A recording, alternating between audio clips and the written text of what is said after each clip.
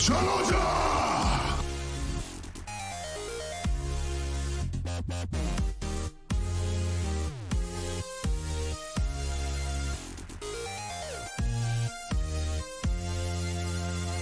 go!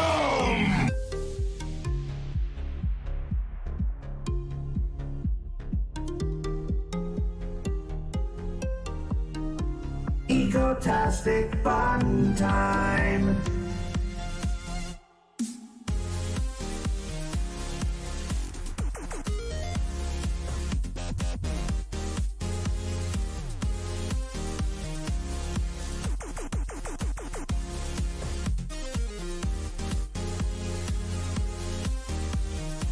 Really? This is my job? How did I win at life? But I did. I've won. Yeah.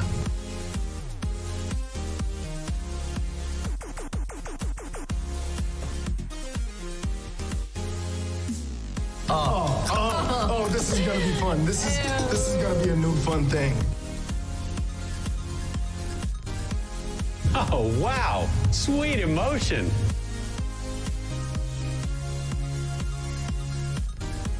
We need no longer fear the banana. Does it work on all fruit? What about salads?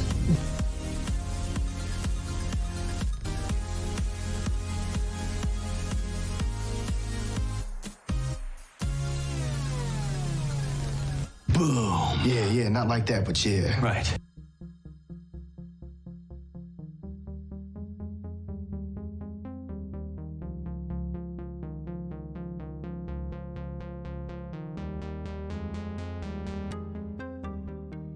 JP, you stupid bastard! It's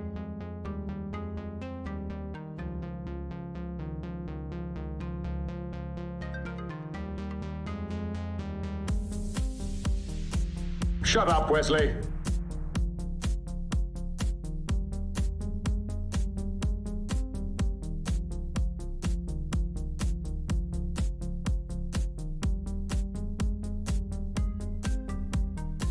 I am awaiting my dinner. This has caused me to become displeased.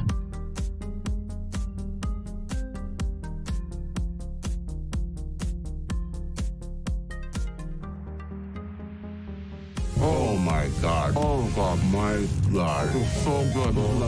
This is unbelievable. It's so good.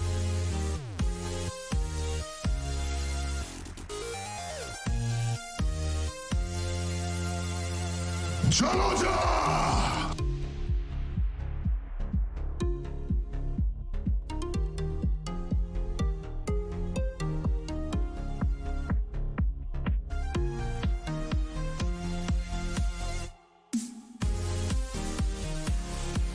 Let's go!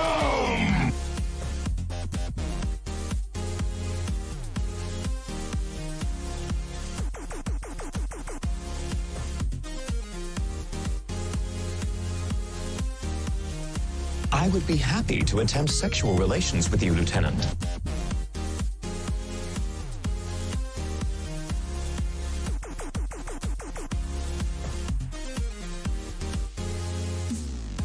Mocklins, many of them, ready to be adventurous.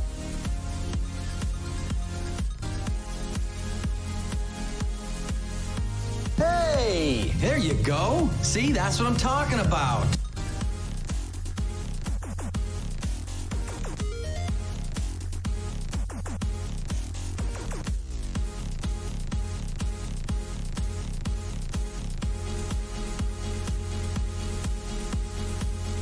Hobo clowns are the most dangerous because they're hungry. Now entering Glory Hole.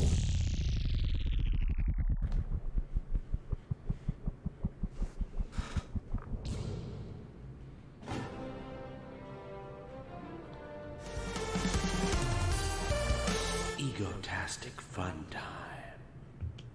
Hey gang, I'm JP and welcome back to the Talking the Orville live show, SPLOSION. Tonight we are here on a very special night because not only are we going to be talking about the Orville, making love to the Orville with our texts and our words, but we're going to be experiencing an all-new adventure from the Orville Season 1.9, which just dropped yesterday. The Orville New Beginnings Part 1. We'll do a live reading of that, see what we think about it. I'll do my best to bring it to life for you. Also, the Orville, the cast, the crew, the people that make this wonderful thing that we all love, they're doing stuff right now. They're not just sitting around waiting for another, call to go to the studio. They are doing Orville stuff at San Diego Comic-Con. The Orville Experience has their soft opening right outside of Comic-Con in about 1 hour, you guys. That means Orville stuff. People are going to be experiencing Orville stuff in about 1 hour with the soft opening. It's only going to be open for 2 hours tonight, but from 6 to 8 their time. And you know what? It's going to be amazing. They're going to have giveaways. All the cool props from the show is going to be there. Every single costume from the crew is going to be there, including the alternate reality, the Road Not Taken stuff is going to be there, which is amazing. We love the Road Not Taken. And of course, the Orville panel will be going on Saturday, and we're going to be doing a special extra long stream right here on Egotastic FunTime, talking the Orville, talking San Diego Comic-Con on Saturday. I don't necessarily know exactly what time in the afternoon it's going to start, but it's definitely going to start before 2:30 Pacific Coast time, you guys. And we'll be talking about all the cool stuff going on, the announcements. I fully expect a Star Trek Picard trailer to hit, an announcement of when that's supposed to air. I'm really hoping that during the Comic-Con panel for the Orville that they announce when Season 3 is going to air. Fingers crossed. They got lots of great stuff going on, but you can throw that all away and just let me know when the Orville is coming back, because that's more important than anything. But the Orville is giving fan service right now. They respect the fans. They love the fans just like we love and respect them. So they got this great stuff going on at Comic-Con. And hopefully some new people that aren't aware of the Orville yet or haven't dived in to this beautiful universe that we love. Hopefully we'll get some new people aboard and we'll make some new friends. I know it's getting a little crowded in here, but don't worry about that. We'll make room. Just everybody suck it in. Just suck it in. We might have to move the P corner somewhere else, but hey, it's going to work out. Hey, Phil Harwell, thank you so much. Lachlan's, many of them, ready to be adventurous. Oh, is that what you want, Phil? Is that what you want? We must return to the dance. The night is ours. Return to that dance. Mocklin style. With wieners and eggs and weird views of the universe. We must return to the dance. The night is ours. I lost my train of thought on that one, but hey, that happens sometimes. What's going on, you guys? Who's here right now? We got a lot of you guys here right off the bat. Usually it starts off a little bit lower, but it looks like we're starting off higher today. And it usually starts off lower and then bumps up at some point as people get used to the fact that Egotastic FunTime is here. So let's see. Well, YouTube is not being accurate, but I have some names here. A Mystic Seer, what's going on? Brian Dawkins, Crochet Kitty, Curtis Tate, Dr. Scott, Giles Eccleston's Angel, Felix Reinhardt, Gobi Thoth, Gray 300,000, Jay Donaldson, Julia Gamby, Justin Mitchell, Kalon Primary, Nadine Knight, Orville Nation, Phil Harwell, Ray Storm, RS, Stephen Klein, and Vendetta Wild, and there's some other names in the chat. We'll call them out as I see them. But otherwise, what's up, you guys? You guys excited? Are you guys excited because the Orville is back? No, Season 3, it's a ways off, but there's finally some real steam. Things are picking up. I was, trying to figure out, hey, what am I gonna cover besides the Orville? And I got some ideas, by the way. I still kind of have to wait till September for that. What am I going to cover? There's no Orville news. Now there's plenty of Orville news. Now it's to the point where I can hardly keep up with the Orville news and try to put out other content. As it goes every single year, you guys. But I'm sure it'll go, we'll have a lot of news this week, and then it'll go down a little bit, and then up a little bit, and then all of a sudden the news is going to come out. Oh, they hired so-and-so. Oh, they started reading scripts. They started filming stuff. Oh, we got a trailer. when are we going to get a trailer? I'm really sure, I'm positive there's no way we're going to get a trailer this Saturday at Comic-Con. It's just too early, it feels, but what if they surprise us? Orville Nation, thank you so much. Oh my God. Oh God, my God. It's so good. This is unbelievable. This is unbelievable. That is so good.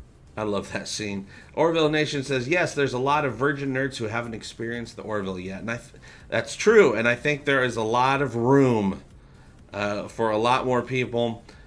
We live in a day and age where there's so much entertainment. There's so much to catch up on that we usually don't get to catch up on all the things that our friends want us to watch or that we want to watch.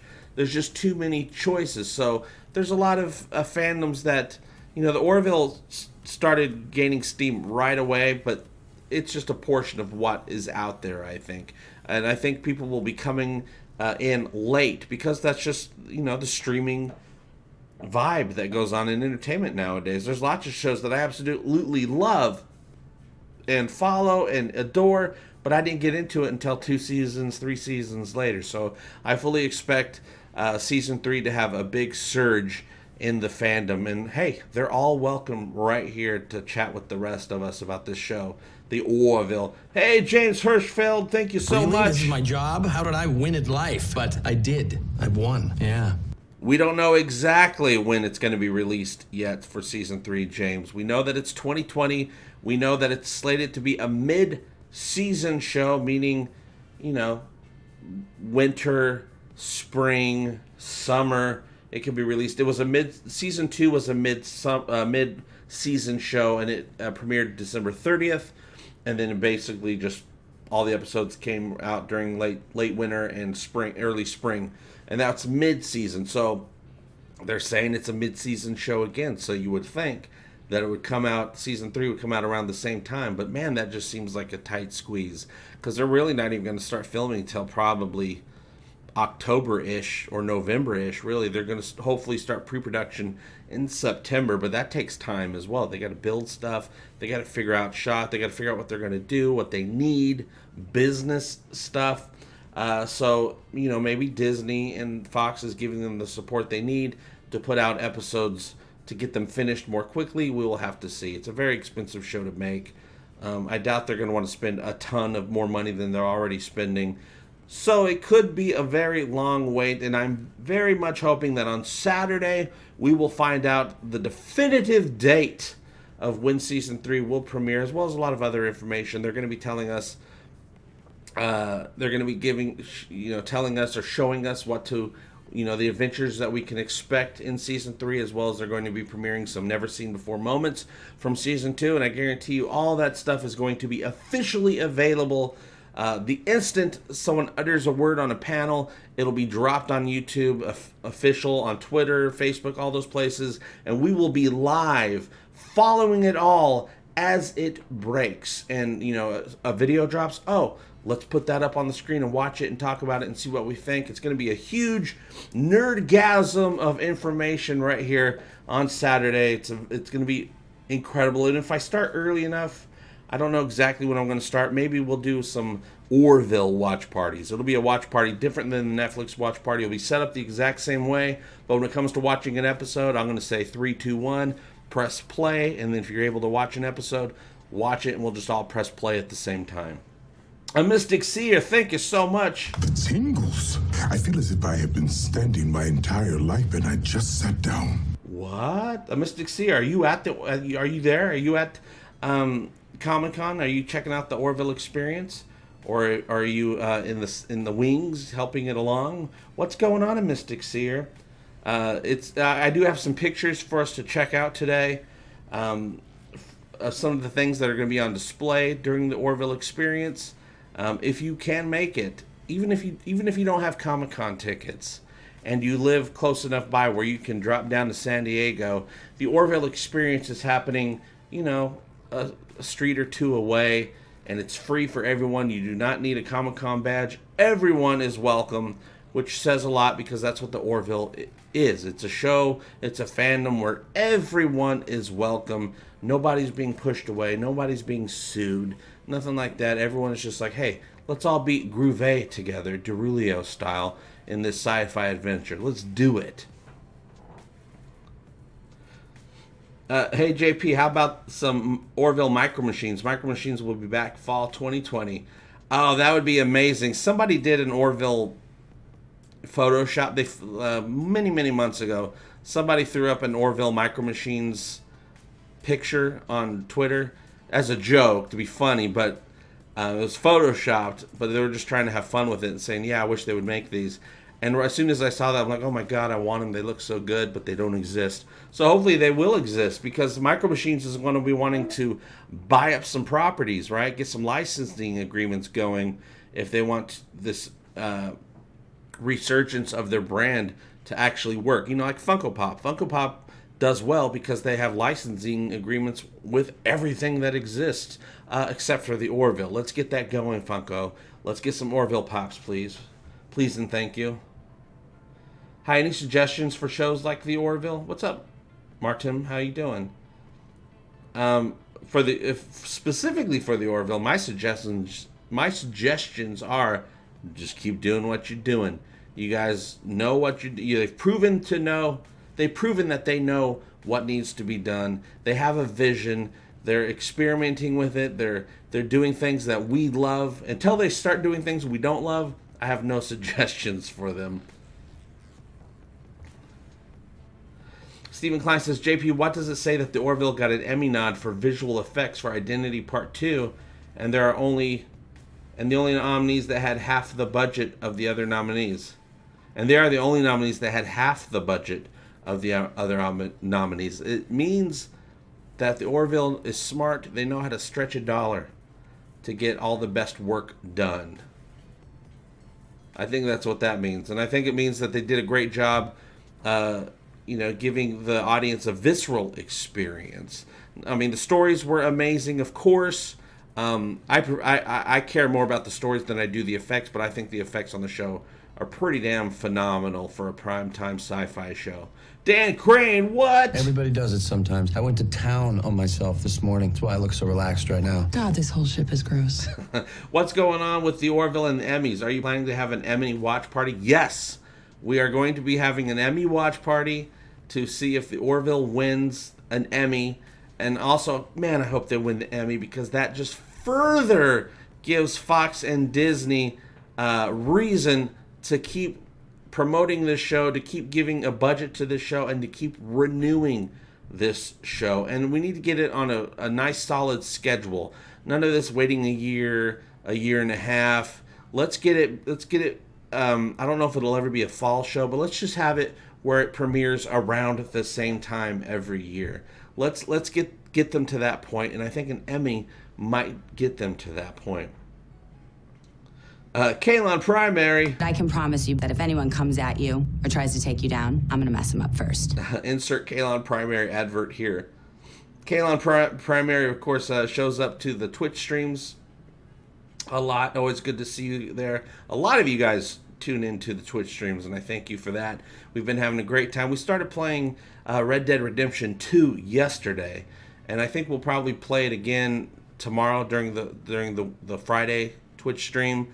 But I don't think it's going to be something that we play front to back, at least not one day after day. It might be something that we bring it back and say, okay, let's do another day of Red Dead, and then another day we'll play something else. Because if we did that game back to back, we'd be playing nothing but that game for months just to get through the story. There's a lot to do in Red Dead Redemption.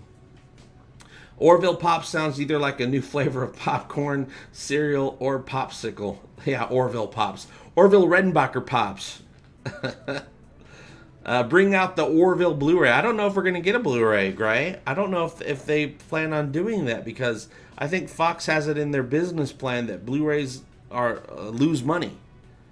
They lose money. That's what Fox, I think that's part of their business plan. They think Blu-rays lose money.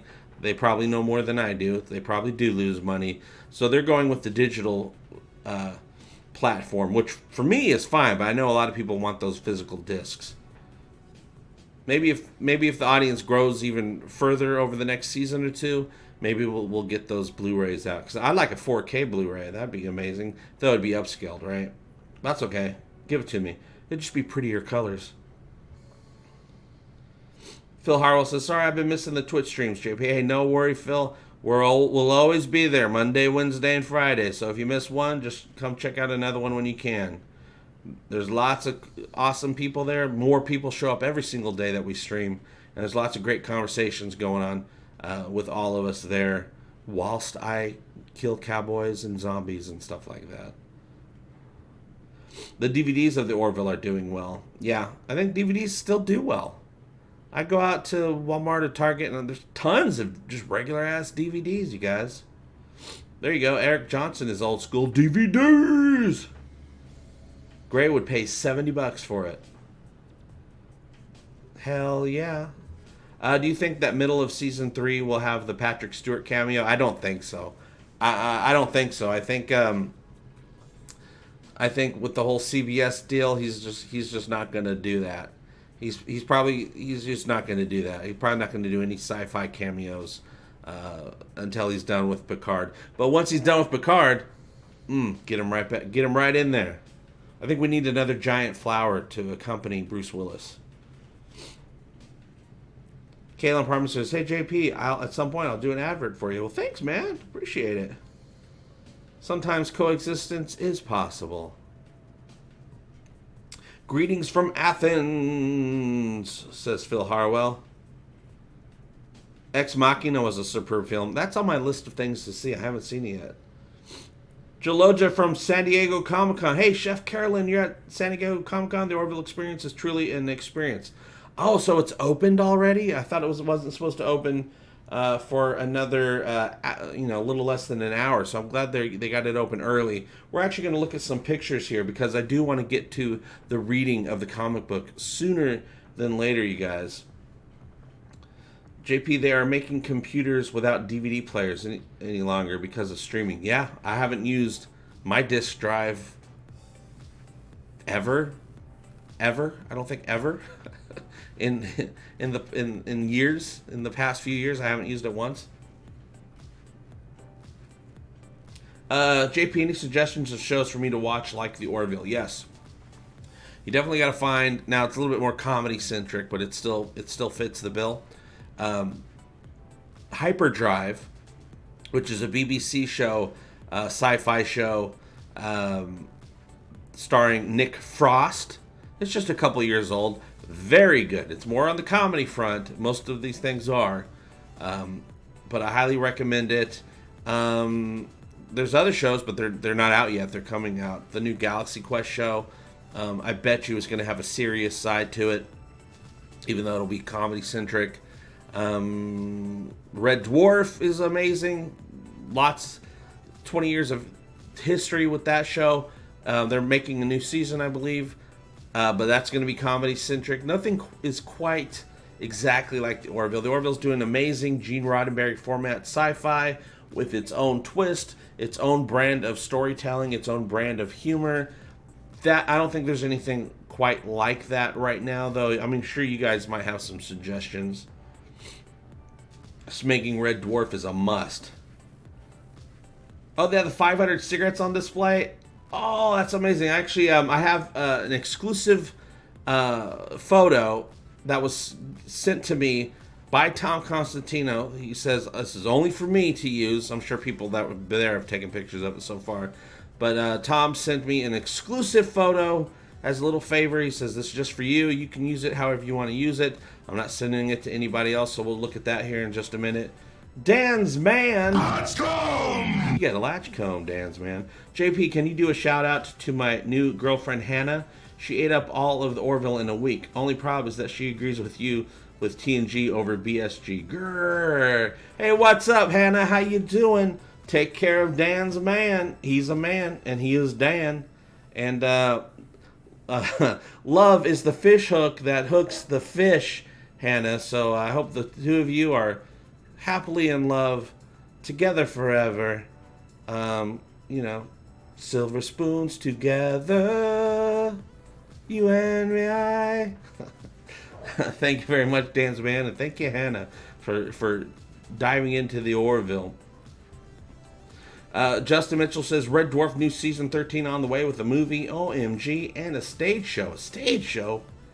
That'd be incredible. They already did that movie a few years ago, and I loved it. Martin, you should try Chuck. Not Space, but excellent. Have you seen it, JP? Oh, Chuck? Yeah, absolutely. I mean, back when it was new. I didn't watch the whole series, but I watched a season or two of it.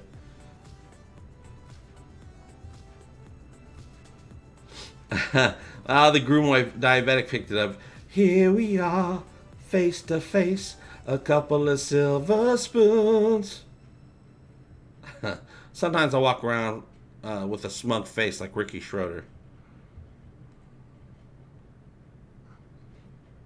Oh, there we go. Silver Spoon starred Aaron Gray, who played Colonel Deering. So let's go ahead and look at some pictures of what's going on right now, because there's a lot of exciting stuff. Let me go to pictures, and let's look at a picture. What? Okay, so you guys, the Orville experience is happening right now. Right outside of Comic-Con, there's a building. I can't remember the address, but it's right there. You probably walk to it. The Orville experience is going to have tons of props and sets and really cool stuff going on. I'm sure there'll be floods of images coming out starting now on the interwebs. It's free for everyone. It's going to have all the costumes. It's going to have, well, I'm going to show you some of the stuff that has props, weapons, aliens, all kinds of crazy stuff. And I highly recommend it. Here is Tom Constantino, who is now the co-producer. He used to be just the editor. Then he became the associate producer. Now he's the co-producer. But he does all the editing. But he does so much more for the show. He really, really does. Because I guarantee you he's there right now helping with all of this, not editing, but actually like setting stuff up and all that amazing stuff. So here he is with a Krill blaster. We're gonna have some not only the regular hand cannons, but we're gonna have like the longbow rifles. They're gonna have the flash grenades that they got over there. Bortus's mustache is going to be there, you guys. And you might think, oh, does Bortus have boogers? No, it's just pins keeping the mustache pinned to the bust here, the prosthetic bust. And Lieutenant Malloy told him that he would look good with a plastic bag over his head, apparently. So you can actually see the actual mustache that Peter Macon wore in that episode. This one, there's a lot of pictures of this one out there. I chose this one because he's covered up a little bit. This is that severed head from the Krill episode in season 1. I think that was episode 6, directed by John Cassar, where that crazy Krill dude had that severed head because he's a dick and he's really rude. Ahoy from space, Eddie from space says. Yeah, Orville Nation says he's all over the place talking about Tom. Nerdrotic sent you over. Oh, nice. Thanks. Gary told me he was going to be giving me some shout-outs and sending people my way. Hey, JP, wait, let me get off this picture real quick. Hey, JP, I got the World of the Orville book today. Very good book, by the way. Disappointed that there was not much new into planet names and such, but a great book nonetheless. Yeah, it's a great book, but some of the information that we want just wasn't available at that time. They didn't have it all figured out yet. I can't wait for season 2 book. I hope they do a season 2 book. Here is the Aranov device, the anti-banana ray. You can feast your eyes upon this at the Orville experience for free. And of course, it's upside down right now, but I'm sure they're putting it up in its correct setting, hanging down, futzing with bananas like nobody's business. Take that, you stupid banana. Get out of here. Nobody likes you. Potassium. So the anti-banana ray. We got... Here is Gary. He put this picture up just a little bit ago. When I was grabbing pictures, I saw it. I thought, let's put it up there. So here is Gary from Nerdrotic at the Orville experience. I'm incredibly jealous that he gets to go there. No, just kidding. I'm very happy for him. I don't get jealous. I've reached that point in my life where I'm happy for people having experiences that I wish I could have. So good for Gary. And here is the exclusive photo that Tom sent me. It's just for me, nobody else. This is Lieutenant Unk. You remember Lieutenant Unk from Kalon Primary? You can see Unk firsthand at the Orville experience. Of course, I'm sure there's nobody inside working them, but he's going to be there. The dude's hanging out. He's got his little porn detector right here. This alien is so gross, man. So gross. So, of course, this is what the suit looked like. And then they added some digital stuff in post to bring him to life a little bit more. But that's actually a dude in a suit. And it was a very big suit and very hard for the guy to walk around that was in there. He couldn't see anything. They had to give him cues. Okay, turn right, walk 3 steps. And he's like, okay. And he'd bump into stuff a lot. The Unk is a chunk, but not a hunk. Orville Nation says, I love your hat, JP. I do too. It's actually worse for wear right now. I wish they actually sold these so I can, I'd like to buy a new one. But they don't sell them, you guys. Yeah, he looks like a tardigrade. a very perverted tardigrade. And then, you know, there's other stuff they got going on in the background. The Orville experience. I'm sure it's going to be all well lit, real sexy looking. I think they even have an environmental simulator set up. At least the room. I'm sure it doesn't work. But I think there's an environmental simulator in there. There's going to be a projection wall playing cool scenes from the season. I think just season 2 at this point. Hey, thanks, Kat. I appreciate that. Unka hunka chunka, baby. Here is, I think that's that looks like, what's his name? Brian Fyatt, who works on the Orville. This is a huge model that you will be able to see. I think this is the actual model that they shoot all the Orville scenes with. Anytime you see the Orville in space, this is what you are looking at. It's beautiful. You know, they do it classic style, just like Star Trek used to do before Voyager, before Insurrection. Where they have the actual model and they have a camera moving around it to get all the shots. And then, of course, they do lots of digital stuff nowadays to make it look like a beautiful, amazing ship made of metal. And things that are bipping and bopping and shining and all that stuff. Yeah, the ship is beautiful. And I remember when the pilot first aired, I was like, oh, that's an interesting ship, but kind of weird. It's very nautical looking. Which makes sense, right? That does make sense. I was like, I'm not sure about it, but it's great because it's not a Star Trek ripoff. It has its own look to it, but a nice clean look because, you know, this is supposed to be a Star Trek style world. It's an homage to Star Trek, so they went with the clean looking designs. Unlike when you have like a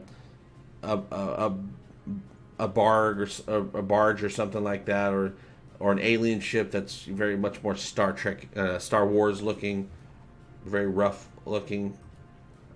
Here is the model from Corbin FX that you can go see.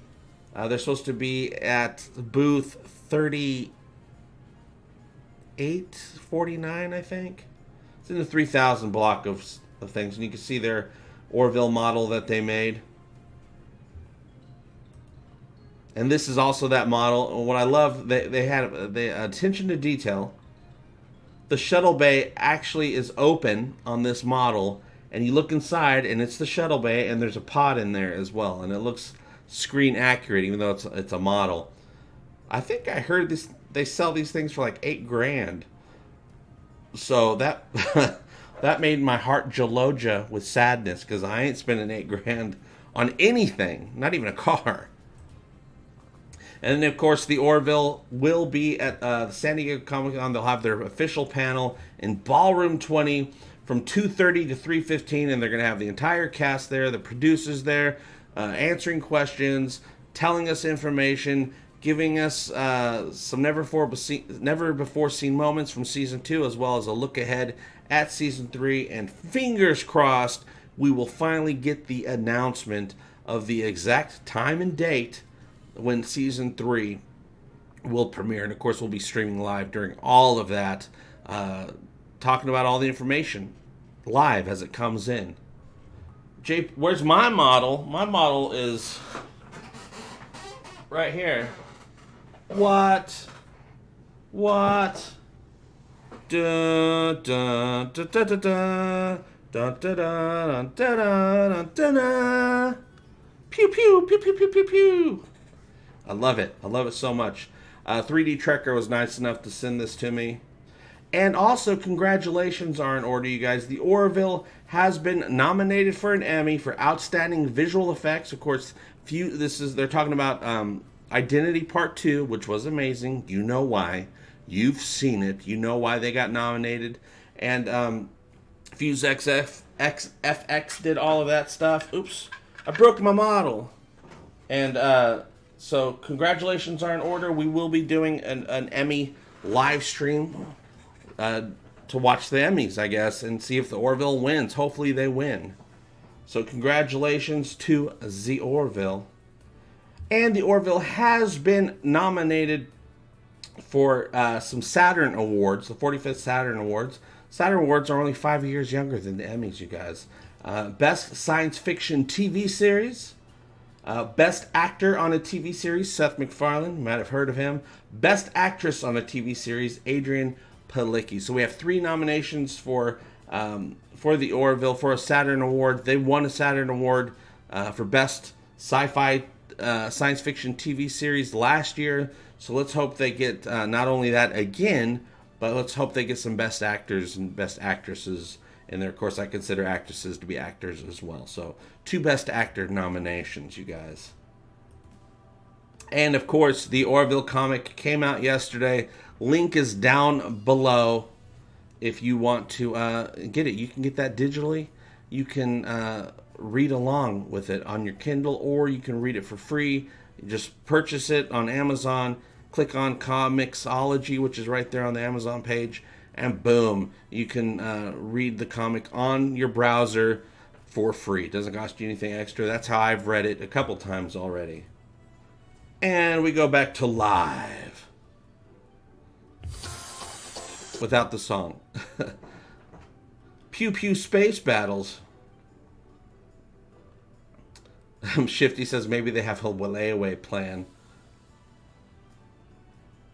Yeah, $8,000. I mean, I didn't look into it, but I've seen a couple people mention that, and I assume that's what they're talking about. $8,000. I mean, it's beautiful. It's beautiful, but there's nothing in the world that's worth $8,000 to me. But some people got it, so if you got it, man, buy that sucker up. That's doing something right with your money.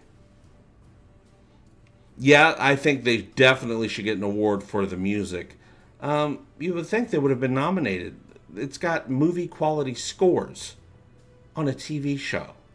I can't think of any other TV show that has a score of this level. I mean, it shouldn't even be nominated. It should just say, you win. You win this award, the Orville.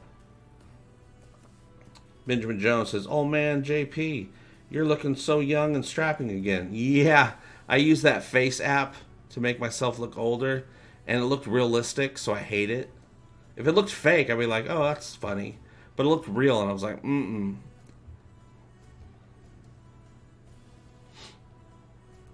OMG, you're Cadmar. Cadmar, what's going on with you, Cadmar? Yeah, Orville music is absolutely amazing. John Debney is pretty damn awesome. Winning at life. But I did. I won. Really? This is my job? How did I win at life? But I did. I've won. Yeah. JP, I had my phone shout out Jaloja at an auditorium full of people. Forgot to mute the damn phone, but the laughs were worth it. Nice. So an auditorium, there had to be a couple people in there that knew what Jaloja meant, right? And some people just thought it probably sounded funny. $8,000 models for people with more money than sense. I wish I had more money than sense. And that's a pun. Badach. Sense. Like the money. Would Bortus' body be able to digest an Emmy? And what does an Emmy taste like to Mocklin? Oh, man.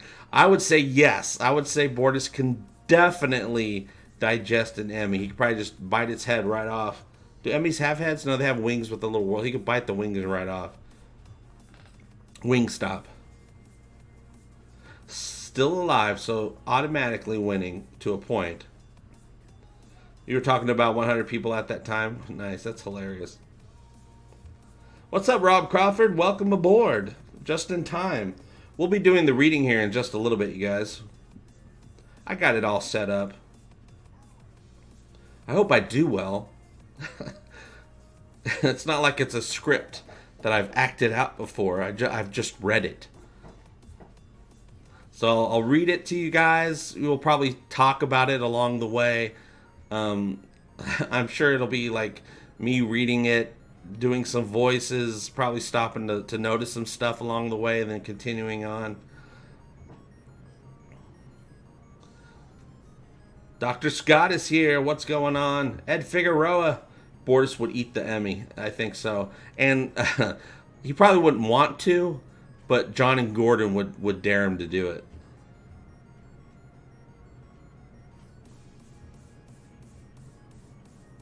Oh, I'm going to do voices. I do voices for everything I do in my life. It has nothing to do with a YouTube show or a Twitch show or anything.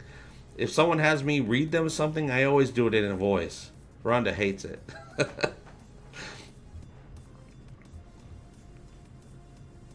FaceApp has a bad end user agreement. Third door from the left. Why does everything have to have a user agreement nowadays? Yeah, John Debney's amazing.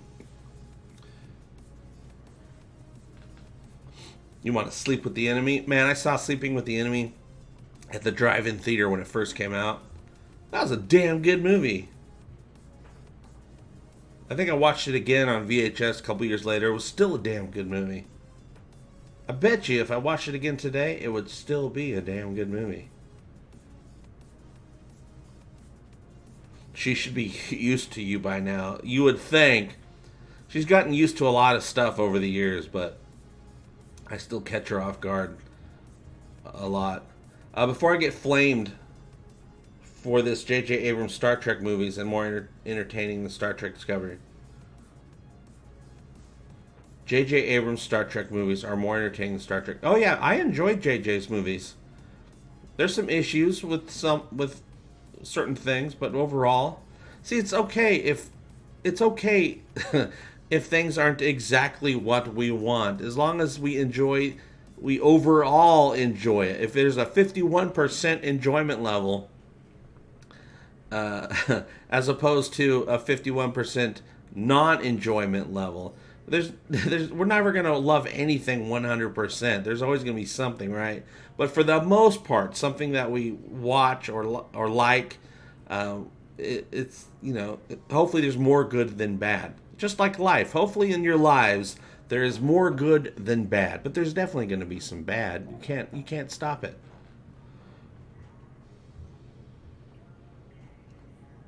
The towels and Sleeping with the Enemy, unforgettable. Oh, she had to keep them like exactly straight, right?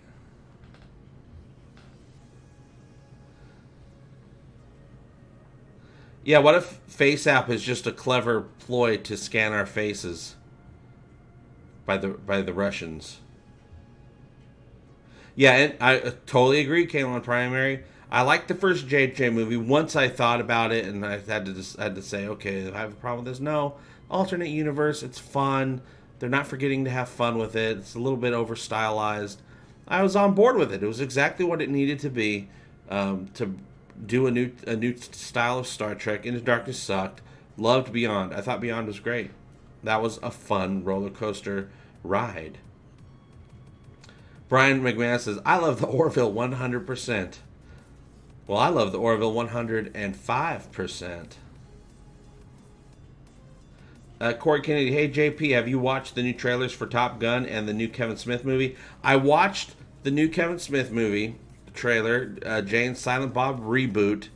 It's exactly what it's supposed to be. I'm really looking forward to it. It's going to have the entire View Askew universe in it. It's going to have Brody. It's going to have Ben Affleck as I think he might be playing multiple roles. Matt Damon's going to be in it. All-star cast, super duper raunchy. Yeah, I'm totally looking forward to that. I have not watched the Top Gun trailer yet. It just hit as I was getting ready for the stream. And I was like, oh, well, I don't have time to watch it, so I'll watch it later. But I'm sure it's just a Top Gun movie, right? I assume Rhonda is good. She got off work and, you know, she knows on a Thursday, don't bother me. Don't bother me when you get off work, because I'm going to be getting ready for the show. And then I'll call her after the show and see how she's doing. Oh, man, Scott Giles, I love the Orville 109%. Damn it. Well, you beat me. I'm blind. I cannot see. Too much lens flares. JJ Trek blinded me. He did. He used too many lens flares, and he's admitted it. He says, I don't know what I was thinking. He says, I shouldn't have done that. Oh, no. Corey Kennedy loves it 3,000. Roman's like, snitchy bitches.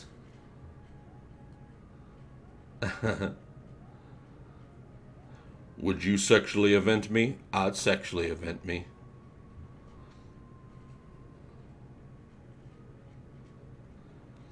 Oh, you thought Into Darkness was actually funny when they combined Wrath of Khan with Space Seed? Yeah, it was the Wrath of Khan thing, the blatant Wrath of Khan thing that I was just like, I couldn't get on board with that. And then they tried to be clever by switching the roles between Kirk and Spock. I'm like, you're not being clever, you're just being annoying. But then they saved it with Simon Pegg had a lot to do with them saving it in Beyond. Gray with 300,000 loves it 300,000. That's even more. I couldn't stand the first Top Gun, Top Pun. Not overly excited about the new one. Yeah, I didn't really care. I was never really into military movies. I've never been that way. I don't know why. You know, there's some military movies that I like, but usually it was just like, hey, what's up? Let's go fly some jets. And I've never been into that, but I get it. I get it, you know. You got Kenny Loggins on the soundtrack. You can't deny that. The dullest version of Khan. I think it would have been great, though. Cumberbatch would have been great if they just didn't call him Khan, which they didn't at first, and then they did the old switcheroo. Oh, just kidding, it's Khan the whole time. And they thought the audience was going to be like, what? That's amazing. And the audience was all like, oh, God. The Final Countdown. I don't think I'm aware of that movie. Of course, you know, I love Full Metal Jacket. I love Saving Private Ryan. I love, that's it, probably. Starship Troopers. That's a good military movie. Yeah, it was a horrible ripoff, Eccleston. Hey, what's up, Digital Pollution? Digital Pollution. Yeah, I actually love Ben Affleck, but I've never been a super fan of him as an actor. I just like the dude. Band of Brothers, with Scott Grimes in Band of Brothers. No, I haven't read Tarantino dish Simon Pegg over his comments about Tarantino directing Star Trek. What's up, Joel? How you doing? Alright, you guys, we should probably get to the reading. It's been 45 minutes. You've all been patient. I just have to move some stuff around. Moving my stuff around. And press some buttons. You guys ready for the Orville comic book? New Beginnings Part 1. Season 1.5 takes place just a couple weeks after Mad Idolatry. So, which is great. We're filling in some blanks, and this is only the first issue, which is only the first half of a larger story, of a two-part story, and then we'll do it all over again next month, and the month after that, and the month after that. Bring on the comics, Axamnar Comics says. Bring forth the words of power. I just got here. Rob, you got here at the right time. Joel Diaz is like, all right. Hey, party at the Moon Tower. JP, I want to get ice cream. Hang on a minute. All right, go get your ice cream. We'll be talking about the cover and stuff for a minute anyway. All right, so let me press some buttons. What buttons do I got to press? Boom, we got it right there.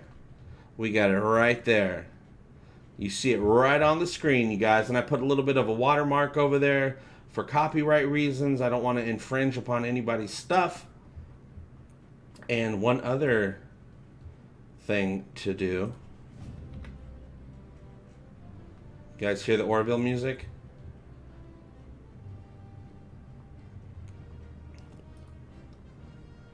I don't want it to be too loud. Oh yeah, Brian Dawkins says. Oh yes. Press all the buttons. That's what I'm talking about. Boom, bitch! Well, I don't want the music loud. I just want it just a little bit underneath. Just a tiny bit, give us a little bit of a vibe going on.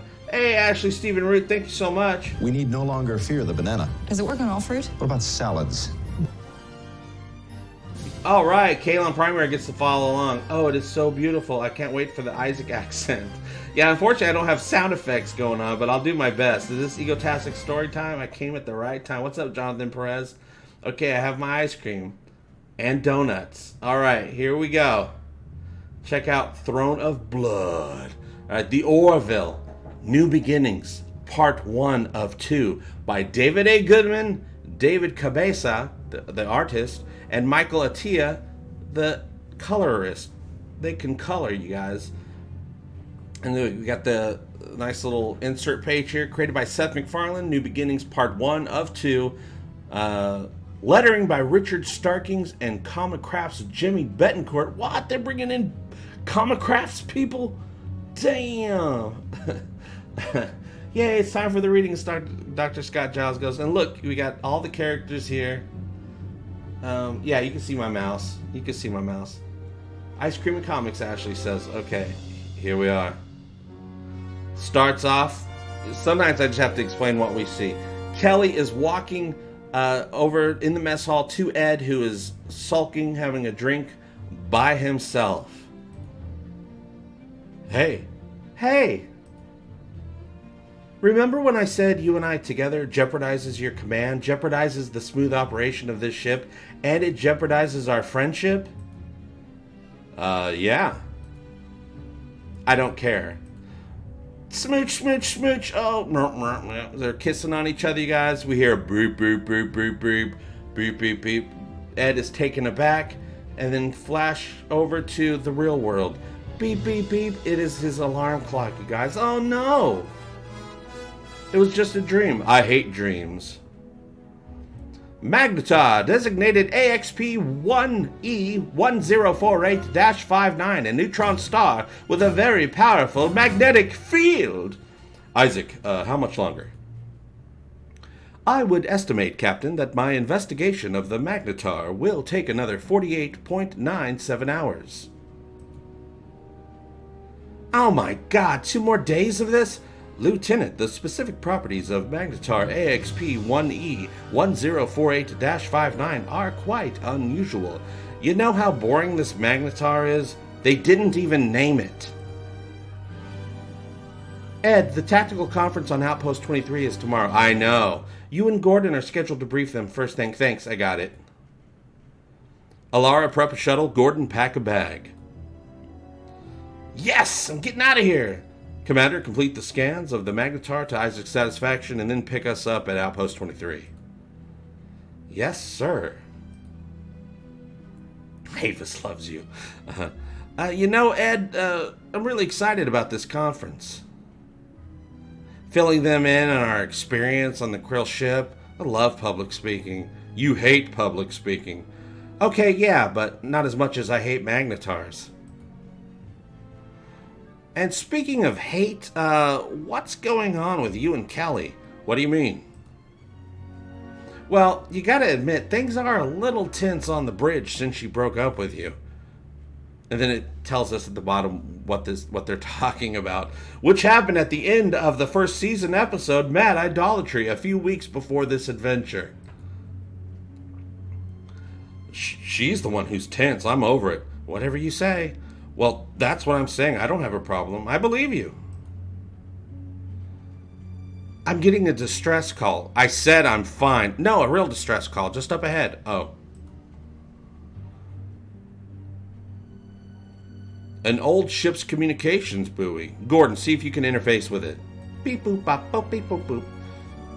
It's from the battleship Burton, over 100 years old. The Burton. You've heard of it? A battleship lost in the war with the Tzel. Ew, those caterpillar things? Yuck. It was a bloody conflict, cost thousands of lives. You took history, didn't you? Well, I took history. That doesn't mean I read anything. The buoy's log says the ship was damaged in this battle in the star system 3 light years away. It's uncharted. Should we go? Regulations. Distress calls have to be answered, even ones that are 100 years old. Raise Orville. We should keep them apprised. Shuttle to Orville. Come in. Shuttle to Orville. Do you read? They're not reading us. Probably too much interference from the Magnetar. Stupid Magnetar. Stop saying Magnetar. Let's go. This has got to be better than a conference. You just said you were looking forward to going. Yeah, I lied. Meanwhile, on the Orville, you guys, ever since I put an end to it, he's been really cold. It's just no fun to work here anymore. Oh, are we here to have fun? Nobody told me. You know what I mean.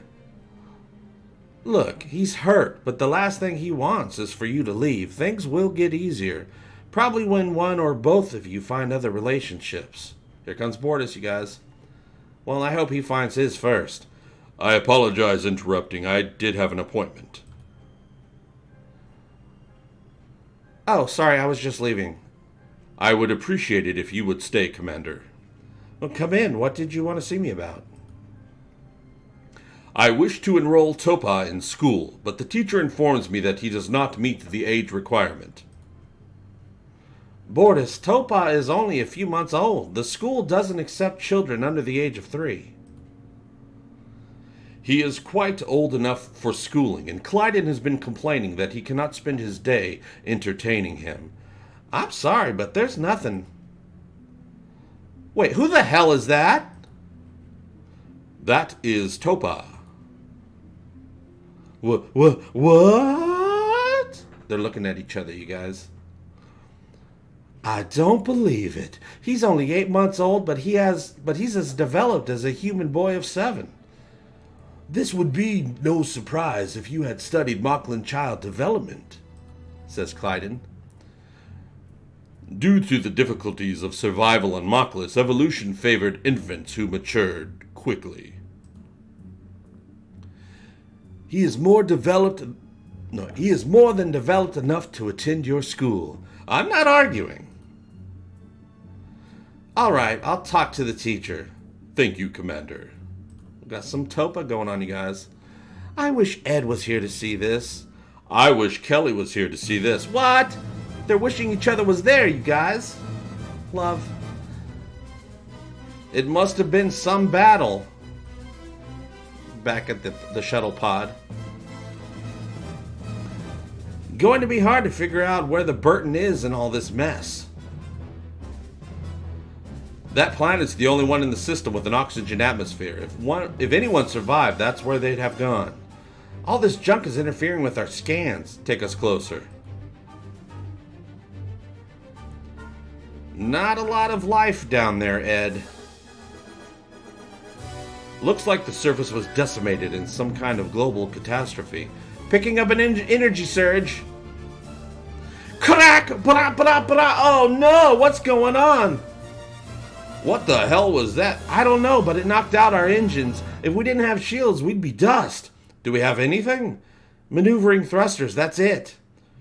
We've got to try to land near whoever fired at us. Or, if Ed said that, it would be, we've got to try to land near whoever fired at us. Which he did say. Comics are hard, you guys. How about we just worry about landing? Oh, God, you guys. They're in trouble. You turned right towards that plateau. I'm going to try to skim off the top. Got to slow us down somehow. Oh, they skimmed off the top. Oh, boom, bam, boom. Did we slow down enough? It's not going to matter. Oh, man, they're crashing, you guys. They're crashing. Boom! Oh, face first into the sand. Oh, no. Nice landing. Thanks.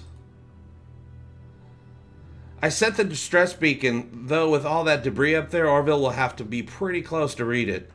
Outpost 23 will report us missing. They'll then follow the same trail that we did. Whoever fired at us is about 5 kilometers away. Come on. Or maybe we can just hang out here, you know, just, you said the Orville will find us. And when they do, we have to make sure whoever fired on us doesn't fire on them. Oh, okay, all right. God, I never thought I'd miss the Magnetar. Meanwhile, back on the Orville, you guys. Why don't we all draw a picture of the star? I'm doing my sexy voice because that's Cassius, you guys. Sorry to interrupt. No problem, Commander. Yeah. Call me Kelly. Well, then call me Cassius. Ba-da-da-da, Cassius. You'd have a little theme song, you guys. Nice to meet you. Can I have a word? You're being completely unreasonable. I don't like people telling me my job. He's just too young. His development is completely different. Now you're giving me a Mocklin biology lesson? Look. No, you look. These kids are my responsibility, and putting him in school too early could end up doing him more harm than good. The parents feel he's ready. Parents aren't always right. Sometimes they just want their kids out of the house and rationalize why it's a good thing. Look, I'm through arguing. Include Topa in class. I'll file a complaint with the Union Board of Education. Ooh, Board of Education, super scary. She ain't having it, you guys. She don't care. Back on the planet. Boy, what happened to this place? Some kind of shockwave swept through here, followed by a firestorm. Still traces of radioactivity. Some kind of primitive nuclear war? Possibly, but the people in this town had nothing to do with it. These buildings are too primitive. Probably a poorer, less developed society on this planet. Had no idea what was coming. Ed, I'm picking up a lot of life forms. Just over that ridge. Which is where I'm reading the power source of the weapon that shot us down. Let's go. Oh, snaps, dude. Hand cannon's ready. Looking back on the track of a little green bag. Reservoir Dogs. Sweet. And there they go, right over the ridge. I don't think we're going to need these. What? Look at all this, you guys. Yeah, probably. We're probably not going to need these, Ed. There's about 500 of them. No technology to speak of, and no water source. Yet I'm still picking up that power reading. It doesn't seem possible that these creatures at this level of technology could have shot us down. Or that they could survive here without water. What do we do? Maybe we should just ask them. What? Oh. Greetings, I am Foz! Greetings, I'm Ed, and this is Gordon. Hey, what's up? We have not seen your kind before. What kind of chog are you? We're not chogs. We're called humans. Well, we welcome you, even this long after the calamity. The people of the world are finding their way here. Come! I know that sounds dirty, but come anyway. What?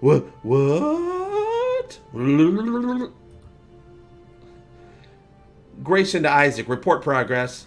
I will be finished in 8 hours, 57 minutes, Commander. Very well, Grayson out. He's going to write a really long report. I hope someone besides him reads it. Bing! That's the doorbell, you guys. Come. Sorry to interrupt, Commander. Do you have a minute? A minute. I'll step out. No, it's okay. Stay. It'll just take a second. I just want to apologize. You were right. Really? Yeah, Topa did fine in his first class. I guess I could have used a lecture on Mocklin biology. And lady biology, what? I paraphrased that one, you guys. So, no complaints to the Board of Education? No complaints. I'll let you get back to work. Working 9 to 5. And he walks out. They're both checking him out. And he's like, yeah, that went well. And they're both like, what? He's cute. Well, you should ask him out. I was thinking he's more your type. No thanks. I'd be crazy to date someone aboard this ship. Really? That's not very realistic. Why not? Well, you're probably going to be on this ship for a few years, right? If all goes well. So, your plan is to stay celibate that whole time? What? She just thought about it, you guys. Back on the planet, they're pretty friendly for people who tried to blow us out of the sky. Orbiting a star of stellar remnant that is massive enough to be rounded by its own gravity, is not massive enough to cause thermonuclear fusion, and has cleared its Echo. region planetesimals. She's rude, you guys. They're pretty friendly for people who tried to blow us out of the sky. None of this makes any sense.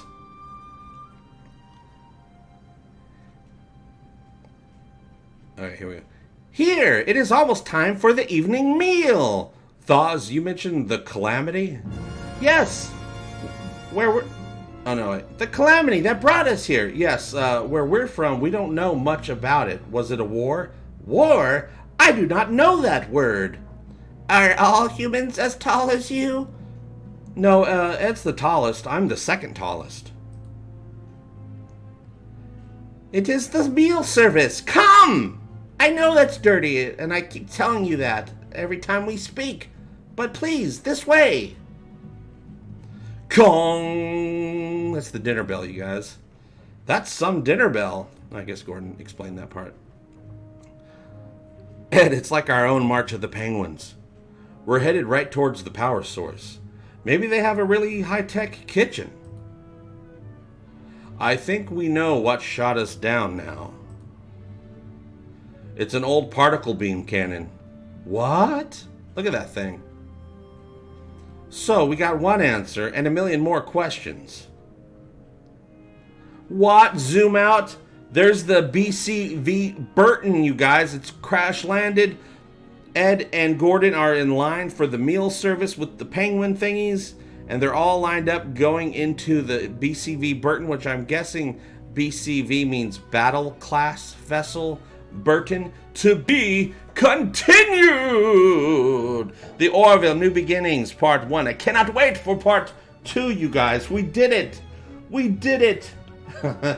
We got through the reading. Now let's talk about it. I just got to rearrange some more stuff. So what did you guys think? We learned about Topa. We learned how Cassius and Kelly met budgie people.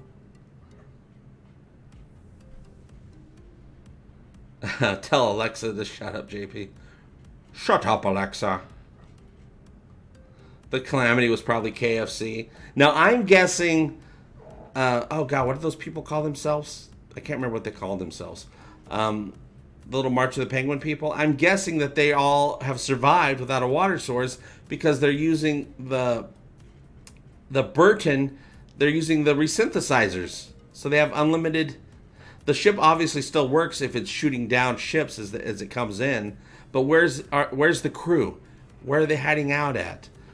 Did any of them survive? If the ship is down there, some of them had to have survived, right? Escape pods, all that stuff.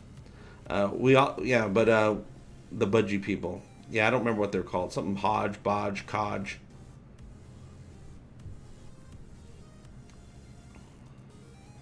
The comic did a good job tying all those loose ends between season 1 and season 2. And that's just the first one. There's going to be a lot more loose ends being introduced in the next 3 books. I don't know what. Maybe we'll get some more of a Talia story. Not really sure because the next book, of course, we still have to do part 2, figure out the mystery. They just left us at a cliffhanger here of, what? A reveal. So we'll see what they reveal in in part 2. Also, we got some Alara stuff going on. Are we going to get some more Alara stories going on in the upcoming issues, we'll just have to wait and see. Those birds look like good eating, JP. They do. They're very nice birds, I do have to say. Very porgs. A word full of evolved porgs. Perhaps the birds' descendants were brought in at the Birkin as pets, and they survived the crash. That makes sense too. That's a good theory. Like they were brought in from the Burton as well, right? But it happened 100 years ago, so they probably don't remember. Orville Nation says, this was a great group activity, JP. Thank you. Well, thanks for coming in and hanging out with me while I did it. And I'm sorry that while I'm reading it, I'm not able to really look at your comments while I'm reading it, but I'm performing. I'm performing the Orville. I'm also thinking of doing a, for the patrons, for those of you who are patrons, because we're going to start doing a lot more patron stuff going forward, including the giveaways are only for people that are patrons at the time of the giveaway for some of the nicer stuff. I'm thinking of doing an audio version, a higher quality audio version with the sound effects and all that stuff. That'll be put on the Patreon page. Thank you, Wolba man. You do a great improv of Gordon's voice. Thank you. I just try to do my normal voice for him, just with a little extra energy to it. I just keep him normal.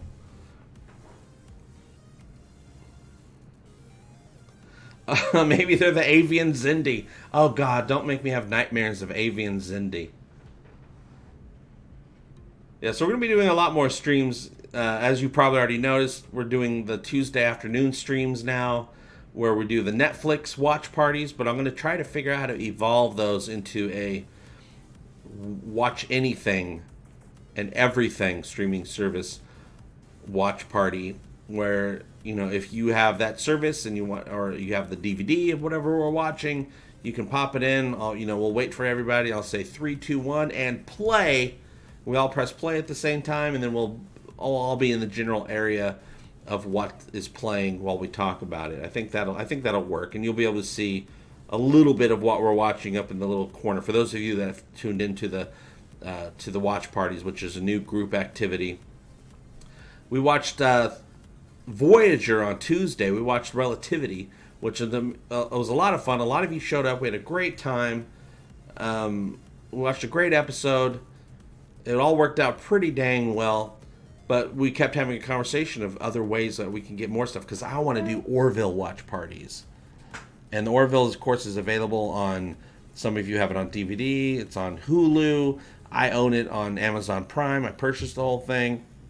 So there's lots. So those of you that have the Orville, I'll just say, okay, ready, season 2, episode 1, press play now. And then we'll do watch parties and we'll chat about it while we're watching it. Thanks, Brian Dawkins. Yeah, I tried to come up with a way to, because one of my new goals as part of Egotastic FunTime is to become the king of the stream, to put out really nice, high quality streams that are fun and engaging and have a communal motif, and we do fun things together. So higher quality streams. I do some pretty high quality stuff on the Twitch streams. For those of you who tune in, know what I'm talking about, with animations and videos, drops, as well as the audio drops, things like that.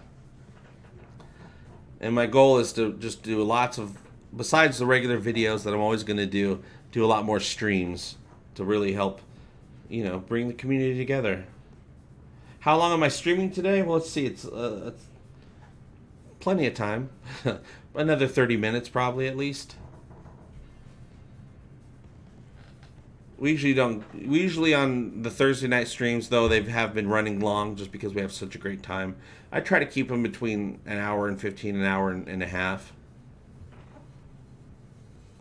Yeah, Voyager was really fun to watch. I want to do see, the plan was I wanted to do a Star Trek film. I wanted to do like Voyage Home or Undiscovered Country, But Netflix doesn't have any of the Star Trek films, just the TV series. So I was like, damn it. So that's when I started coming up with the idea of like, oh, how else can we do streams? I'm like, oh, people that want to participate can just... Because I don't pause what we're watching. Even though I have control of the Netflix stream, I'm not pausing it or fast forwarding it. I press play and I let it play. So you just doing it for the fame?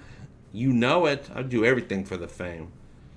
I get up in the morning for the fame. No, I do it to bring the community together and put out content. Because you got to put out lots of content if you want to be a content creator. Yeah, that was actually my first choice, Teppo. A watch party on A Measure of a Man. That's actually one of my top choices. But we're also going to start doing some themes. Like I'll say, okay, here's a time travel theme day. So we'll do a couple episodes that are time travel related. Or wouldn't it be nice to watch an episode of the Orville and then switch over to an episode of Star Trek that has that same theme that was addressed in the Orville episode, or vice versa. Inner Light would be a good episode. The first time we did a stream, we watched Darmok. I am not a measure of a man. I am not a measure man. I am not a merry man. I don't think First Contact is on there. I searched Star Trek on Netflix. This is the United States, so the different countries have different content. And no Star Trek movie was on there at all. JP saves Star Trek by reading old Star Trek comics. Speaking of Star Trek comics, and I think we're going to do this, Voyager is coming back into the comic book world. They're dropping, I think it was just announced today, there is a new Voyager comic coming out that's a mirror universe story for Voyager. So, yeah, let's do that. Let's do that.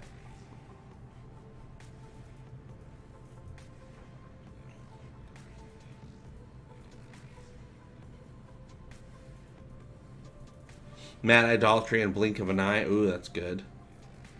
Orville Nation's like, yeah, baby. Yeah, so I think it was just announced today because Comic-Con. There's going to be nothing but announcements for every show that you watch. Excuse me, and every movie that you're looking forward to. For the next 4 days, it's going to be every day. For the next 4 days, it's going to be nothing but announcements. Well, I don't know if Sunday's going to have any announcement. That's kind of the leftovers day.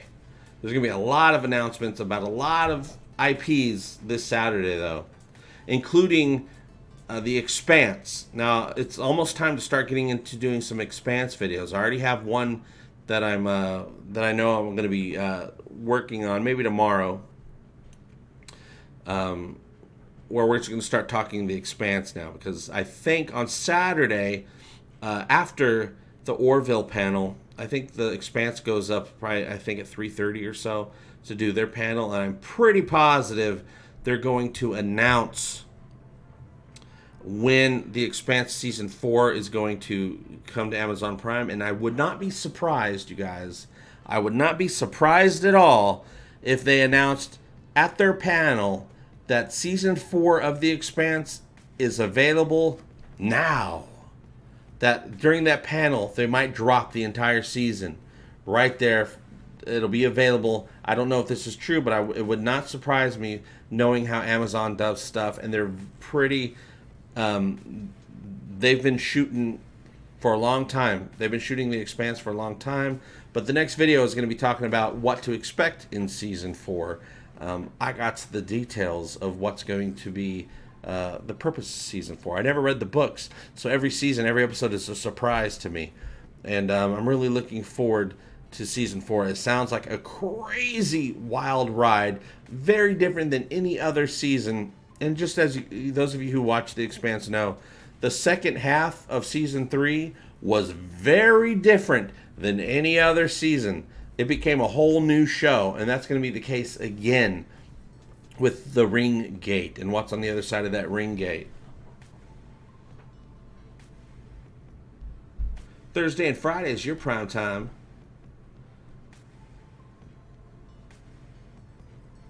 Yeah, The Expanse is amazing. As far as science fiction goes, I think it's the best true to science fiction show out there. It's the most realistic sci-fi show out there. Though, you know me, I'm all about the Orville, but the Orville's a very different show, a very different type of universe. The Expanse is probably a more realistic view of what humanity's future will be, assuming we survive that long. No, they're not working on season 5 now. They're just still wrapping up season 4. And they're at Comic-Con now. They're doing all kinds of Expanse stuff is going on, but their official panel is Saturday, and I guarantee you there's going to be some big announcements. There'll be at least a trailer. They might not drop the whole season. They might just drop the trailer and the announcement of what date to expect it. And fingers crossed, I'm hoping that they don't put out all 10 episodes on the same day. Please, Amazon, don't do that. Let fandoms build. Let the fans watch an episode and obsess about it for an entire week before they get the next episode. That is the best way to get people hooked on your franchise, to get fans like really excited. Otherwise, they're just going to watch it all. They're going to love it. They're going to be fans of it. They're going to watch it all, and then they'll be done over a couple, in 2 days, and they'll move on to something else. Let it breathe. Let it get into people's bones, Amazon, and every other streaming service out there. Please and thank you. See you later, Phil. Tepo says, JP, idea for a stream game. Go to Memory Alpha, go for a random article, and see how many hyperlinks it takes to get Kirk or Picard. That is a good game. It wouldn't take long. It would not take long. Everything leads back to those two. Oh, you guys, speaking of Star Trek, another piece of news came out today. Entertainment Weekly's got a first look. I got this picture of the new Picard series right here. Amazon is the hook that hooks the fishes. So here is a still from the new Picard series. There is Admiral Picard right there. He uses a cane now. He's like, what? Supposed to be like 96, 97 years old at this point. He uses a cane. Don't know why they don't do some fancy implants. Here is his dog. Excuse me. Is that a pit bull? I guess that's a pit bull, right? And it's definitely a boy pit bull. You could tell by his wiener. That's usually a sign. And look, he is wearing the comm badge, the Star Trek logo emblem as a collar, which I do not think Picard, if he's pissed off at Starfleet, would do that.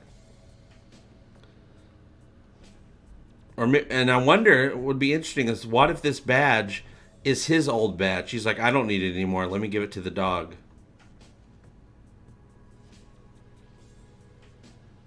Well, what if the dog is Q in disguise?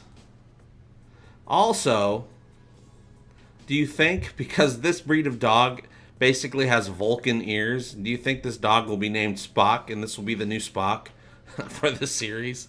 And do you think Picard, because while everything we've seen from the series so far takes place on the Vineyard, basically, takes place on Earth, this show is about Picard going back into space. He's on a mission in space. It's going to be a space show, though it'll start off here. Do you think he's going to take the dog on board with him? Why not? There's plenty of room for animals aboard a ship. Archer, the first captain of a Starfleet vessel that could go warp, he had a dog on the ship. Hey, Dax, thank you very much. Lieutenant Malloy has informed me that I would look pretty good with a mustache. Oh, yeah, I don't think Picard will save CBS. That paywall, that's just not going to work. It's never, ever going to work. It's never, ever going to work. But I do think that Picard, if done right, can make it so that we have a Star Trek show, and that's what saving Star Trek means. That Picard, if it's a good show, which I think it very well can be, it seems like they got their head in the right spaces when they describe what they're trying to do with this show. If it's a good show, it can save Star Trek in the respect that there'll be a Star Trek show that everyone doesn't, that more people than not hate. There'll be a show that more people than not love. And that's what we want. I want there to be a Star Trek show. I don't have to love it 3,000, but if I love it 2,000, that would be pretty nice. Hey, Kevin Scott, thank you very much. Yeah, I like that. That's good. Yeah, you look like the guy who's on the list because you know the DJ. Oh, Star Trek, the original series, had photo novels of episodes. It'd be cool if the Orville did too. I kind of think of the cards as photo novels, but yeah, very limiting photo novels, only 6 photos per episode. But yeah, I remember stuff like that back in the day. Man, that's a throwback. So we got Picard and his dog. He's working on the family vineyard, doing things old school. Now, here's one thing I don't like. Well, it's not even that I don't like it. It's just an interesting thing to comment on. This photo could be from any movie Patrick Stewart has ever done. There's nothing in it that if somebody didn't know that they were making Star Trek Picard, they would see this and they would have no idea that it has anything to do with Star Trek. They would say, "What do you think this is?" And they say, "I don't know, some movie, Waking Ned Divine Part 2. I have no idea what this is. It's definitely not Star Trek." Oh yeah, definitely not Star Trek. But I really don't have a problem with that. I mean, I can see, if you think about it, when Picard went back to the family vineyard in that episode after the Borg did things to him, if you didn't know you were watching Star Trek, that could have been anything. You know, it didn't have to be Star Trek. When he was wearing, civilian clothes, there was no Star Trek stuff around. So it's cool. It's cool, you guys. It's cool. So I'm still looking forward to Picard, but I guarantee you, I have no doubts that we all will be getting a Picard trailer, an official trailer this Saturday afternoon, and we'll be watching it. We'll be watching it together during the live stream. I'm sure it'll be out before I even start streaming, because the Star Trek panels are pretty early in the day. Well, it'll be later on my time because of the time difference, because some people still believe in time. And so we'll be watching that as well. I'm sure there's going to be a trailer. I heard he was probed. A reboot of Babe with a dog playing the pig. And Cochran played the original farmer.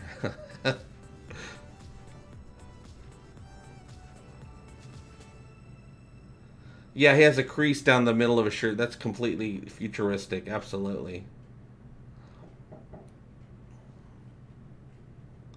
Lassie, push Kurtzman down the well, please. Oh, yeah. Stephen Klein, no doubt. Picard's dog will die in this season, without a doubt, because you need something to make him even sadder than he already is. But apparently this show is going to be, Picard's going through some stuff. He's not a captain anymore, but he's still a good man. He's still a good person. He lost his faith in, Starfleet and people, whatever. He's sad because he failed, but he's a good man still. He still has his values. But what happens when you're a good man, but you're not in charge? You're not a captain. You don't have to hold yourself to even a higher level of morality when you have people beneath you. He's just a dude trying to live his life out in the field somewhere, and who knows what he's doing with that dog. Picard's been lonely many a times, and it's also the future. People are having sex with aliens. What's the next? What's next? People are going to start having sex with dogs? Yeah, maybe, if they get used to aliens. No, Picard wouldn't do that. He might hit the dog with that stick. No, but Patrick Stewart wouldn't do that. He rescues pit bulls in real life. But yeah, what does a good man with this past accomplishments do when he's not faced with having to be in charge and having to be a leader? What happens to a person like that? So that's a very interesting story. How is Picard going to get his groove back? I guarantee you it'll take till the very last episode of the season for him to have an inkling of getting his groove back. but we'll see. And I hope the writing is good, and I hope the writing makes sense, because that's another bad thing about Discovery, is the writing doesn't make sense. You can't piece all that logic together to form a cake that tastes like cake. It tastes kind of like poop. But you know what you gonna do.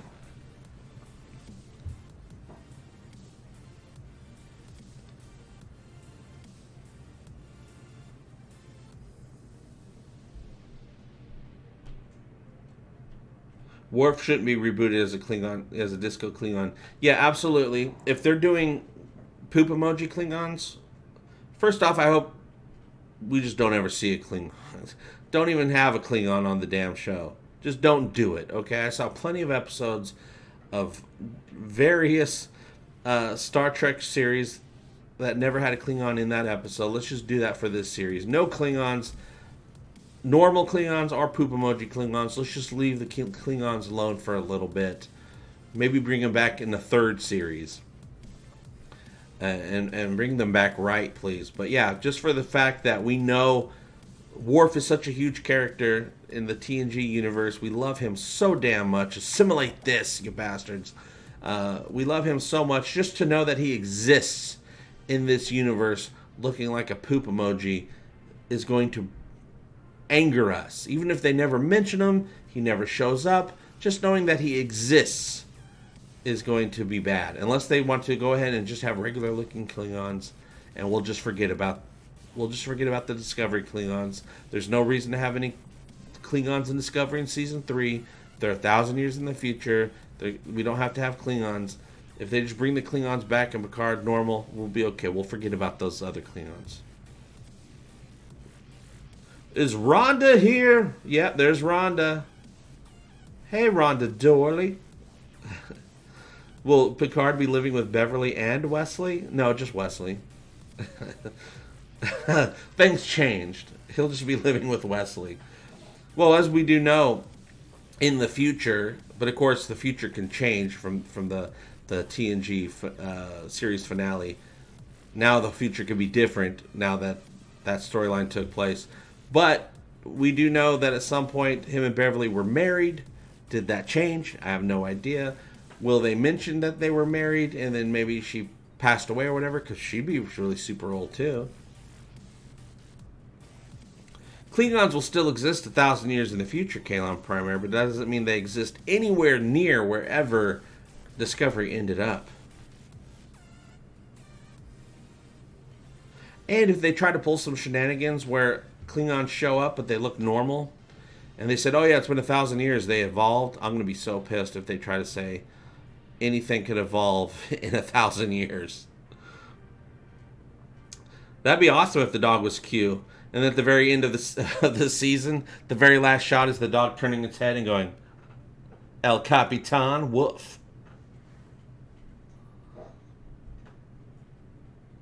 Yeah, the Klingons, well, who knows what exists in the future. Apparently, Burnham's mother was like, nobody's there, everyone's gone, blah, blah, blah, blah, blah. I can't find anyone, everyone's been destroyed. Well, that's obviously not true anymore. So what world, what is the Alpha Quadrant like, assuming they're in the Alpha Quadrant? What's the Alpha Quadrant like 1,000 years in the future, assuming that life didn't get destroyed? What's up, Corey? Hey, JP, do you think we will see the launch of the USS Picard? Maybe that's what brings him back to Starfleet, to see off the ship. Oh, you know what, Corey? I don't know, but I like that. I like that idea. Of course Starfleet would name a ship after Picard. Of course they would. And he's shown up and he probably thinks it's ridiculous. He doesn't want it. It's too much, because we know Picard's not into that stuff. But he's showing up because they convinced him, you know, it's the ship, blah, blah, blah, blah, blah. That's a great way. Wouldn't it be hilarious? I don't think they'll do this because it's too ridiculous.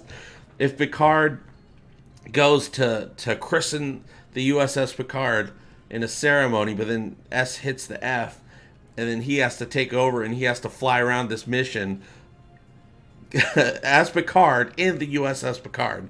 It gets all meta. That'd be hilarious. But they wouldn't do that. That's stupid. It's funny on paper, stupid on the screen. Oh, I can't do angry neutral. I don't I'm not. I'm JP. Angry Nerd Troll's his own dude. Every day is Picard Day on the good ship Picard. Yeah, they have posters on the wall with crayon. Happy Picard Day. Yeah, the USS Picard better look amazing, and it better not spin and warp out. But yeah, it's 8:30, you guys. It's almost time to be ending the stream, but I don't want to. I kind of want to just stick around and just keep it going because I think it's going to be really. JP, you stupid bastard! It's time to end the stream. End it, you stupid bastard! I know, Angry Nerd Troll. I'm going to do it. Jeez, I was just having a really good time. Damn, that guy's a jerk. Funny on paper, stupid on screen. Wasn't that the plot of Generations? And I get what you're saying. Yeah, Generations is dumb, but at the same time, I still love it. Insurrection is dumb, but at the same time, I kind of still love it. I don't consider the movies. In First Contact, we all love. That's the best one. But if you really think about it, that's dumb too. Nemesis, nobody likes it, and it's dumb. But really, if you think about it, no TNG movie is TNG.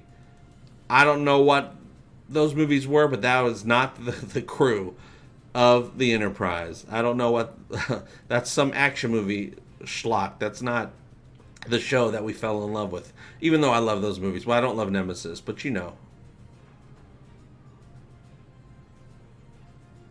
So what class of starship would the USS Picard be?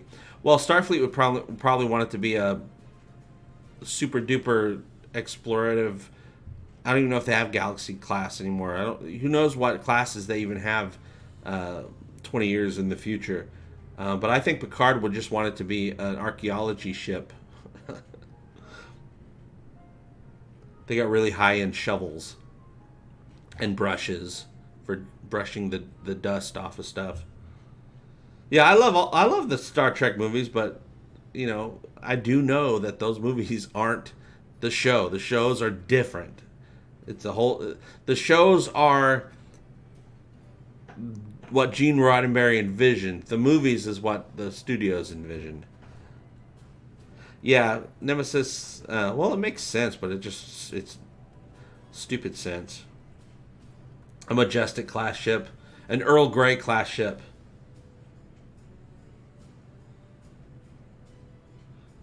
Nice. Yeah, I really like that idea. Was it Corey that came up with that? With the he's going to, they're having a celebration, a ceremony because they have the new USS Picard and they want him there. Hey, Giola, thank you so much. Hey, man, I'm on your side. I always knew Isaac was a scumbag. Only had one thing on his mind, that guy. You're better off without him. Ooh, oh, and I know we're going to be getting a little bit of Yaphet in the Word of Avis books. Thank you, Giola. I appreciate that. Burnham class ship. Oh God, J Hart, no. She's a traitor. She's a mutineer. And she doesn't exist according to Starfleet. None of them exist. Oh, Zachary, that's brilliant. Nice. Zachary says, does an Earl Grey class ship have a saucer section? Oh, that deserves a special Egotastic FunTime. That line is endorsed by Egotastic FunTime. Thank you very much. That is too good.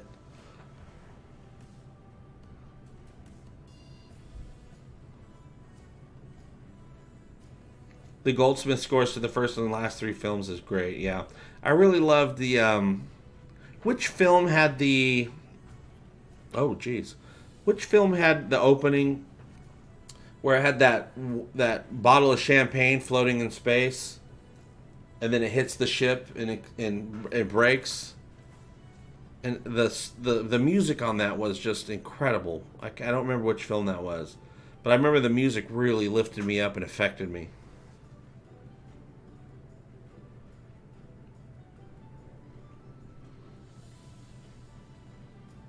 Generations, it's a perfect opening for the... I want to go watch that.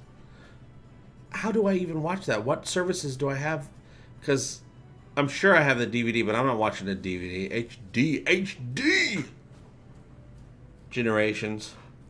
I love Generations, and even though it is dumb, we all know why it's dumb, but I still love it.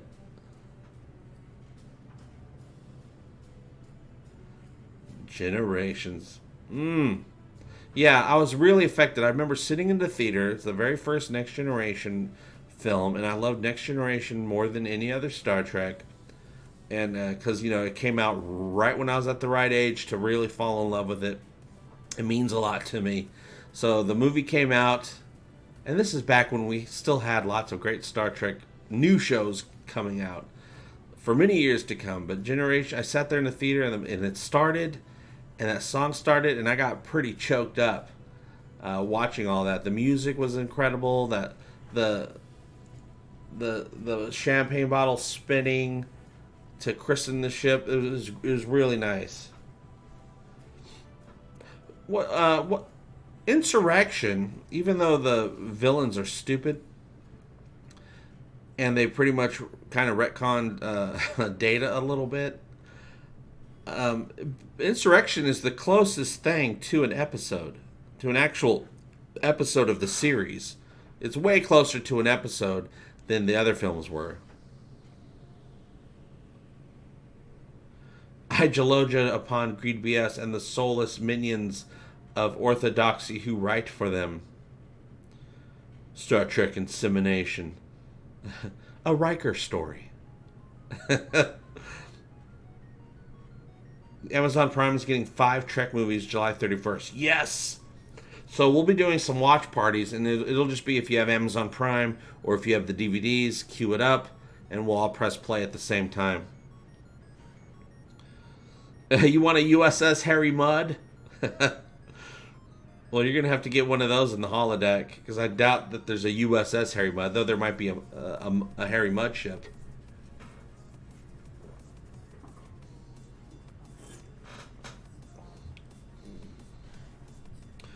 Where in the timeline does the Paladin class come in? Wouldn't that be a fitting class for a USS Picard? Paladin, what did the Paladin do? Paramount All Access? That's what we need, Gray, 300K. Star Trek Riker to boldly come on where no man has come before. I'll endorse that one. Egotastic FunTimes. I own it. That's mine now. I'm going to CBS you. Oh, I have Rhonda. Last night, I went and bought a 6-pack of beer. Anthem. Golden one. It's alright.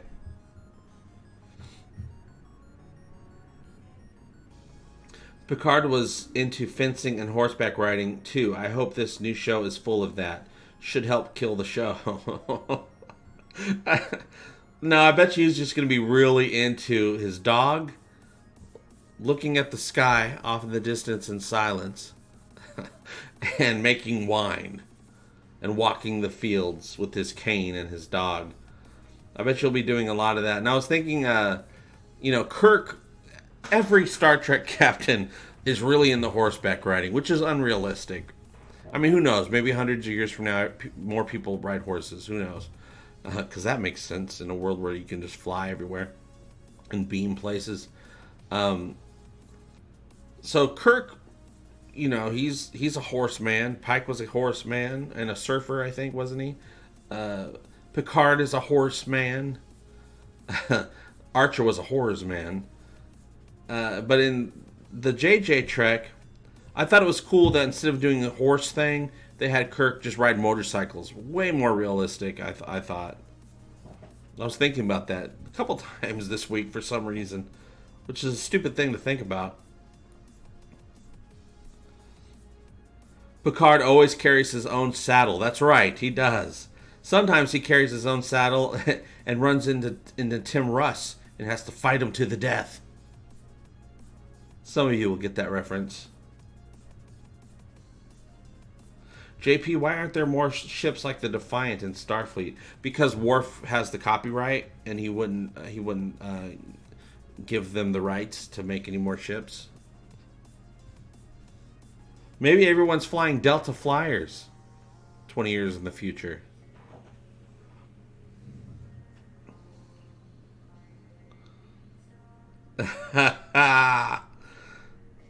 Dr. Scott Giles, we're gonna have to do a Riker hashtag. We're gonna have to do a hashtag war on Twitter with the Riker. What should we call it? We should put Commander Riker movie, or no, Star Trek Riker logo or something like that. Hashtag. Scott says Star Trek Riker in space.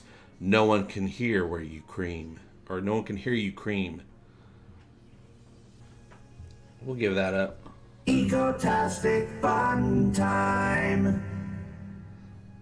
And then Ramen Easley Fortner says, "Shut up, Wesley." The Alpha Flyers. Oh, right. We wouldn't need Deltas. It'd be Alpha, right? The Beta Flyers. That just sounds like a...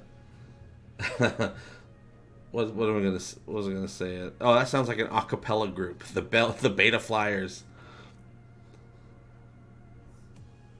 Tim Russ was on a lot of Star Trek, a lot of Trek, as other people. Section 31 should look into that. Ooh, he was. Now, Tim Russ was actually supposed to be, or he wanted to be, Geordie LaForge, and then he auditioned for it. He thought he got it, and then they went with LeVar Burton instead, and they felt bad, and they said they'd find another role for him down the road. And they did. Tuvok. I consider Tuvok to be the closest thing. I think he got closer to playing a Vulcan accurately. I mean, of course, Nimoy's the best, and in my opinion, no Vulcan has ever gotten close to Nimoy. But I do think Tim Russ has gotten the closest, still extremely far away.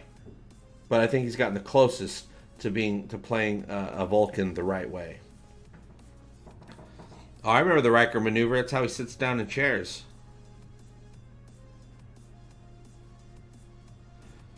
Stephen Klein, JP on the Orville, why are there no ships named after the current admirals? Well, I would think they wouldn't name ships after living officers or living. Maybe since Picard is left Starfleet, maybe now they think, okay, he's not currently serving, so we can name a ship after him. But they probably do it either after an important person retires or passes away.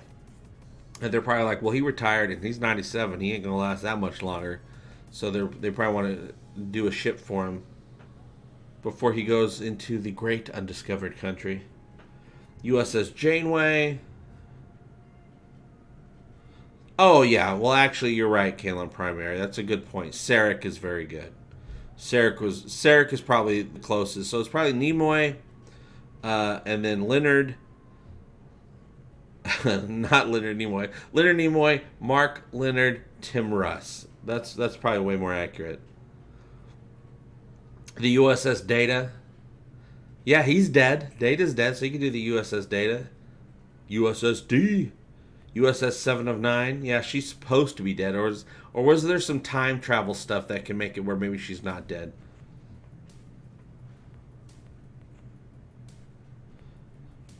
Yeah, they better have a USS Kirk.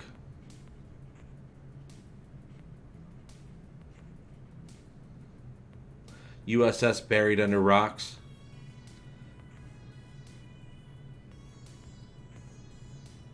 Oh, everybody likes T'Pol, Curtis Tate. USS Tuvix. USS Wesley. The USS Shut Up Wesley. The USS Lieutenant Harry Kim, because he never gets promoted. Or is it Ensign Kim? It's Ensign Kim. USS Ensign Kim. USS Forever Ensign.